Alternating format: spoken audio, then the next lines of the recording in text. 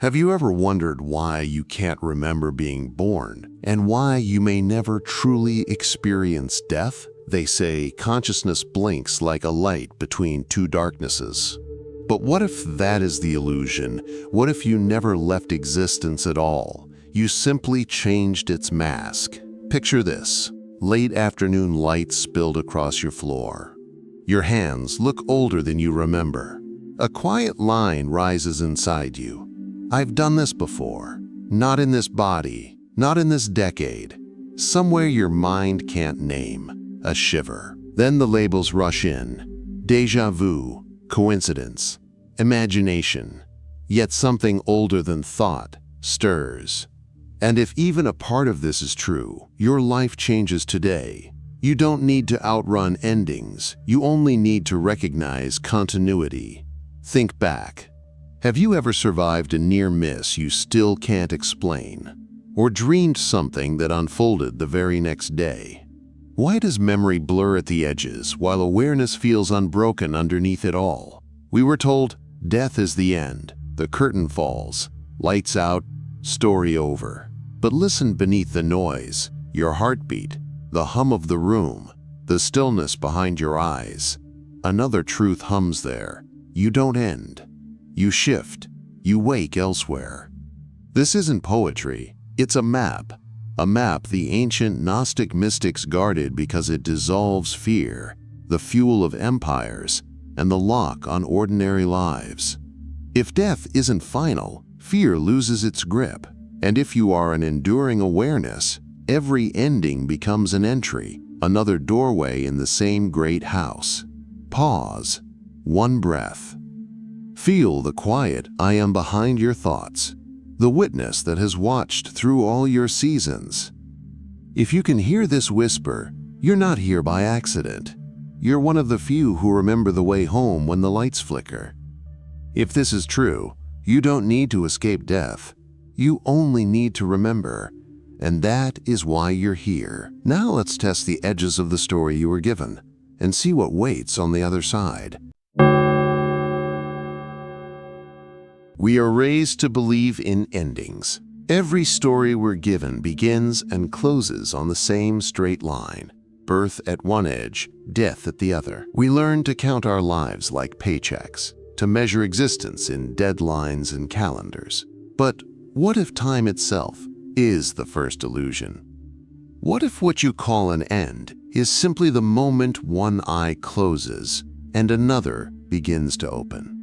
Think of the moments when reality glitches. You're waiting at a red light and suddenly know, I've been here before. Same song, same light, same heartbeat.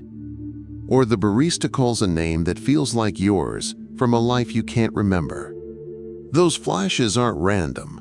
They are the hidden current rising through the cracks, reminding you that consciousness has no clear beginning and no final edge. It only flows. The Gnostics called this the forgetting. Each descent into matter drapes another layer of mist over the eternal self. The moment you believe this body is all you are, the dream hardens. Belief becomes the architecture of mortality. And if some quiet part of you has always questioned that architecture, you're already standing at the edge of the maze, not lost in the middle of it. Listen closely. The pulse inside you isn't counting seconds. It's marking remembrance. That rhythm has followed you through forgotten cities and vanished names. Every beat repeats the same message. I have never ended. Even physics quietly agrees. Forms collapse, but what you are does not. What the mystics called the divine spark, science calls energy that cannot be destroyed. So why fear endings at all? Because fear is the final veil. It keeps the maze intact. The moment you stop believing in it, the labyrinth dissolves. The first initiation is not to conquer death, but to question the story that taught you to tremble before it. When you stop fearing the finish line, you begin to see the invisible hands that drew it, because endings are only reflections, and reflections never die. And in the next chapter, We'll step into the moment everyone dreads yet secretly remembers, the instant you think you've reached the end and something far greater begins to move. For a moment, don't look away. Just imagine the instant before death. It isn't collapse, it's a doorway. The breath leaves, sound softens, yet something watches. There's no blackout, no void, only a shift, like stepping from one room into another, where the air cools, but the awareness stays exactly the same. You are still here, aware. Unbroken, the Gnostics never saw the soul as a prisoner waiting for release. They saw it as a traveler, moving through worlds of experience, each life another chapter in an endless scripture written by your own awareness. You are the author and the audience, the dreamer and the dream. To die, they said, is simply to turn the page. Not an ending, just a page turning. The Gospel of Thomas whispers, "When you know yourselves, then you will be known." They weren't pointing to a revelation after death, but to a living remembrance. The moment you realize the one who sees through your eyes has looked through countless faces before. Picture two mirrors facing one another, reflection stretching into infinity. Every choice, every loss, every near ending is one of those reflections. Your consciousness continuing without missing a beat. What seems like a wall is only glass. What feels like an end is only the angle shifting. Try this. Place your hand over your pulse. Feel that rhythm. It isn't just proof of life, it's proof of continuity. The same awareness that heard it in other bodies listens again through yours. The watcher never left. So when déjà vu brushes your mind, or survival bends logic around you, don't dismiss it.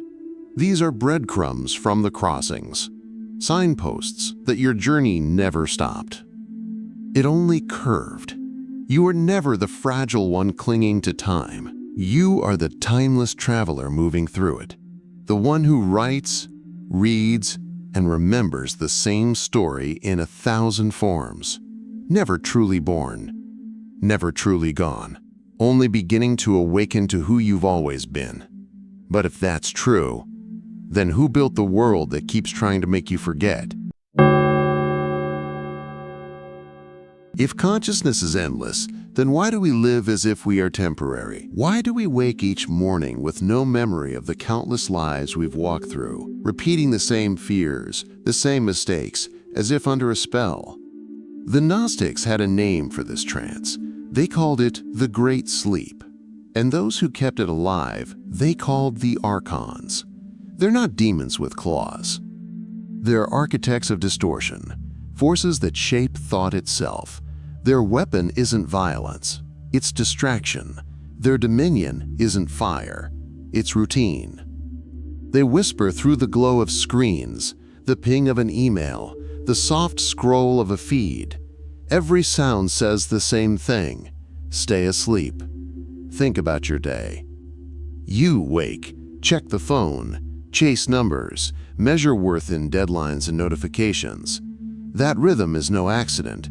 It's architecture. Be honest. Do you recognize yourself in that loop? The Archons built a world that keeps your attention fragmented because scattered attention cannot remember eternity. If you've made it this far, you're no longer just a listener. You're part of the few who have slipped through the cracks. You are not the audience. You are the one carrying the map. Every empire thrives on one illusion: scarcity, of time, of love, of self-worth. They teach you to chase what was never missing. Each lifetime begins with amnesia, because a soul that knows it cannot die cannot be ruled. Look closer. The same mechanism that sells fear on your screen is the one whispering in your mind. You are small. You are running out of time. But beneath that noise flows a current older than any empire, older than any creed. That current is you, the fragment of eternity pretending to be human. The ancient texts called the Archons rulers of the threshold. They feed on ignorance, but they lose all power the instant you see, not through rebellion, not through belief, but through direct knowing. Because remembrance isn't learning, it's recognition. The veil doesn't need to be torn. It needs to be seen as transparent. So the next time fear whispers, "This is the end," pause, not in defeat, but in awareness. Notice the watcher behind the fear. You'll hear something quieter underneath, the pulse of the Eternal One waking inside you. And when that happens, the architecture shakes, the routine cracks, the dream loosens, and the traveler remembers their wings, wings that do not stop at the edge of what you call death. Picture the moment you believe your story is ending, the last breath, the dimming edges, the heartbeat slowing into silence. Most traditions call it a finale, but the mystics saw something smoother. No curtain, no break, only awareness slipping into a new dawn the mind can't track. It doesn't stop. It simply wakes somewhere else. You never remember falling asleep, only that you dreamed. In the same way, you never recall dying, only that you've continued. Birth and death are just two doors in the same hallway. Sometimes you can feel the seams, a skipped second, a near accident that somehow wasn't, a déjà vu so sharp it feels like echo instead of memory. Those aren't coincidences, they're crossings, and you're not drifting by accident. Every shift follows the frequency of your awareness. Fear narrows the path, love widens it. Every emotion, every intention is a steering wheel. The universe doesn't answer your words, it answers your state. So when you're stuck in traffic or standing in a grocery line with fear buzzing inside you, pause. That is your steering wheel moment. Choose peace instead of panic, gratitude instead of guilt. You don't just change your mood, you change the universe you step into. That's the moment the traveler becomes the navigator. But beneath all shifting lies a deeper truth. Between the moment you see your reflection and the moment you look away, something quiet unfolds. You think you're seeing yourself, but what if the reflection is also seeing you?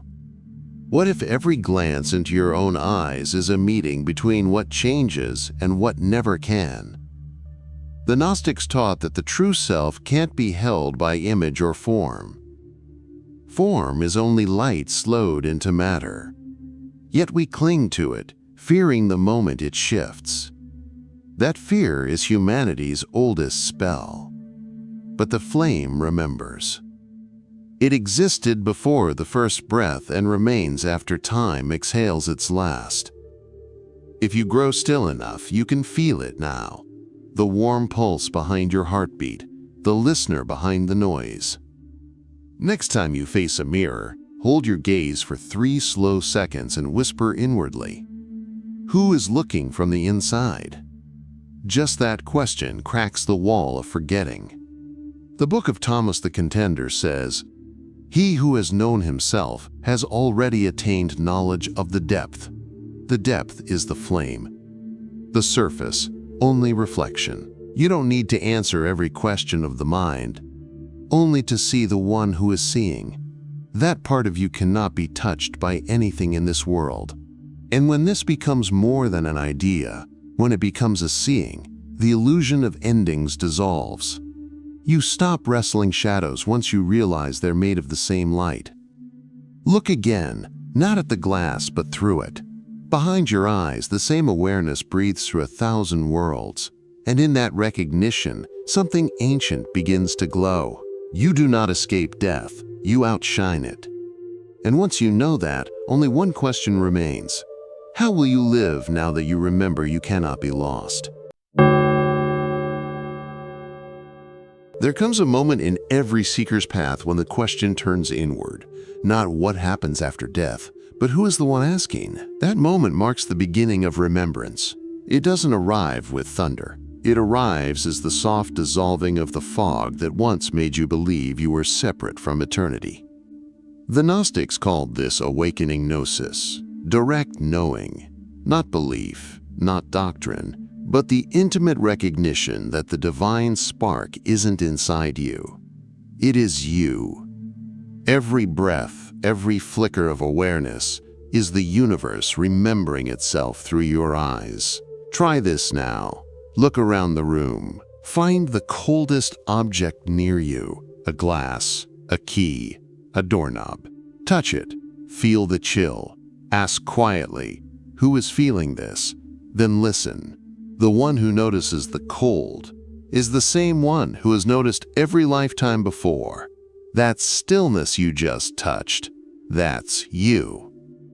And as you do this, remember, you're not the only one waking up this way. All over the world, others are touching the same silence, the same breath, asking the same quiet question. Each of you a spark in a hidden network of awakening awareness.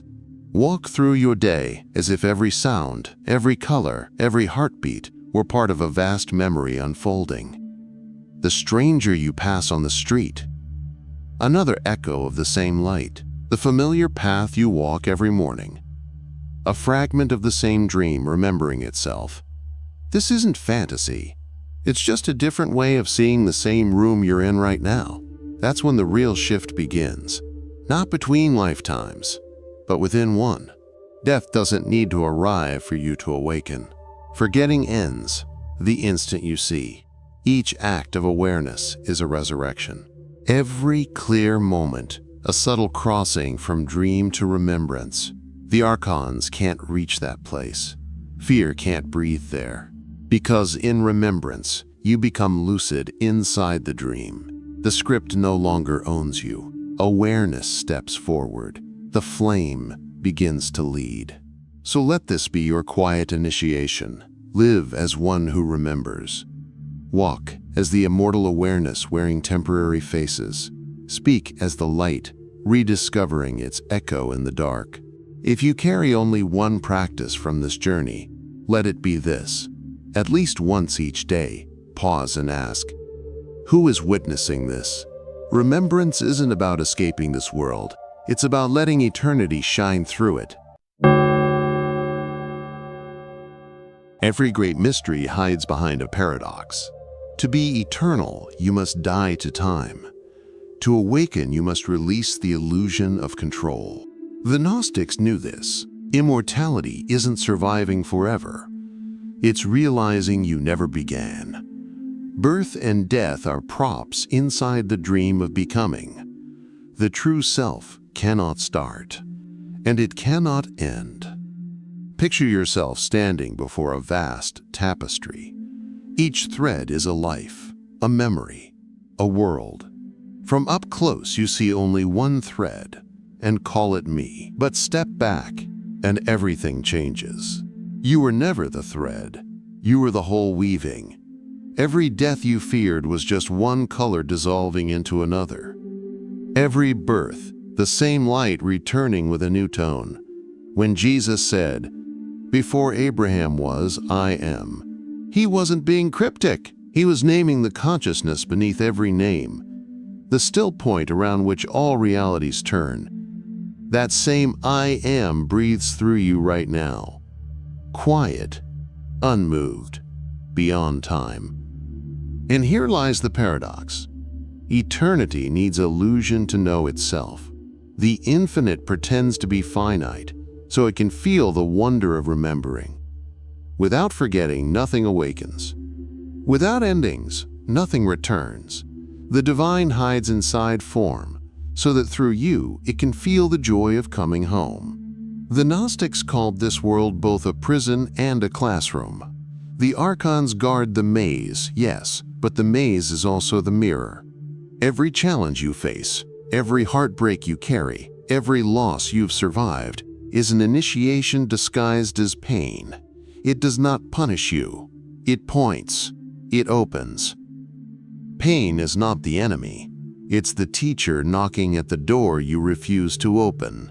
So when endings arrive, meet them as thresholds. When sorrow comes, let it carve clarity. Each loss burns away another layer of forgetting until one truth remains. You have never ceased to be. The paradox doesn't crack under thinking.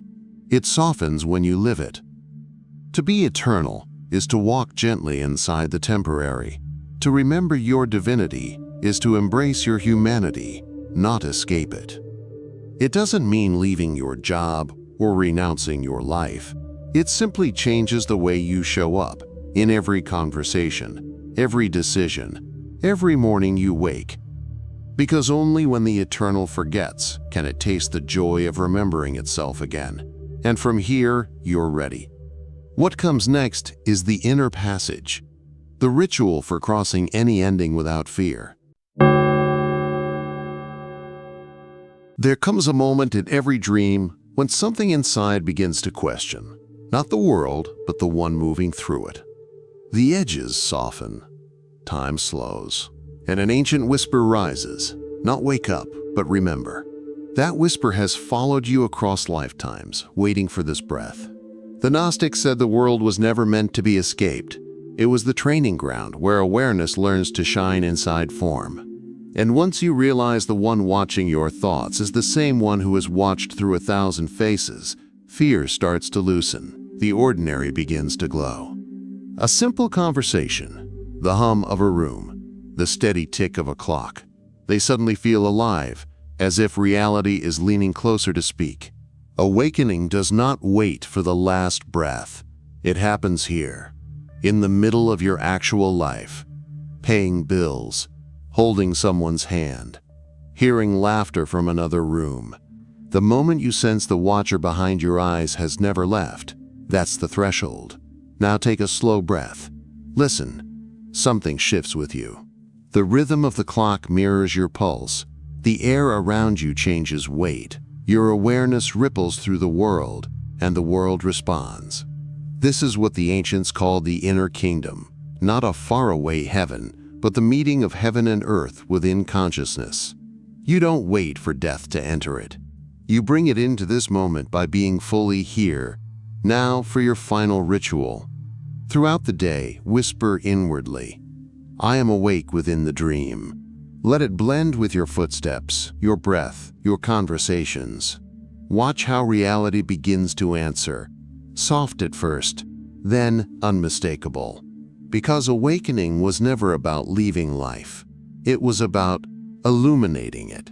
And as this remembrance deepens, death begins to lose its teeth. You see it for what it truly is, a turning, not an ending. The universe was never a prison. It was a temple of memory and flame.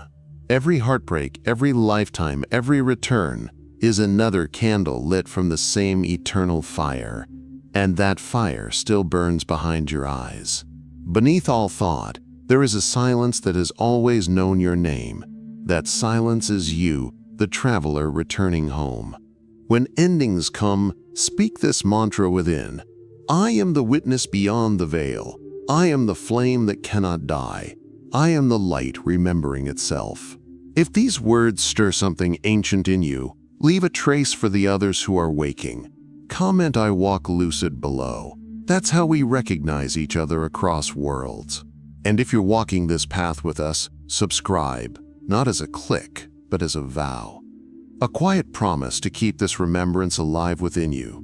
Because your story isn't closing, it's opening into a higher octave of awareness. The traveler continues. The path widens. The flame endures. And as you return to your day, carry this one truth. Death is not the end. You are infinite awareness, and your awakening has only just begun.